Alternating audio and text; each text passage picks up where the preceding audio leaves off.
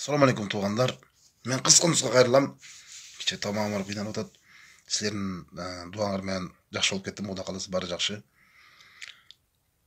Чеченстанның президенті Рамзан Кадыров bir жаран үшін башқа мамлекетке рұқсат алып, мындай қырдаалда болса да өзінің жаранын тик учак самолетмен алдырды. Қараңыздарчы қандай деген лидер.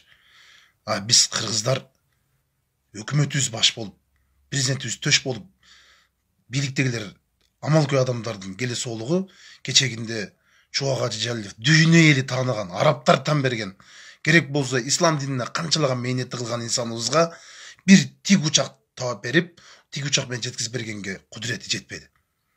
Кудурети жетет эле, башы жетпеди, акылы жетпеди, кемчинтойлугу жетпеди. Өкмөттүн өкүлдөрүнө бирөө бар сөз сүйлөгөн жок.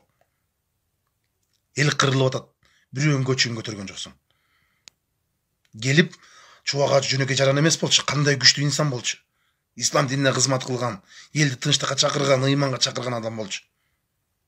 Силерге ошогон келе солордун бирөө келип жардам алган жок. Учак менен жеткирип берсеңер болот беле? Болот болчу. Бишкектен базар коргонго чейин өлүгүн машинеге салып алып келди. Уят эмеспи? Акмактар келип ошол жерде сөз сүйлөп койсоңор болмок.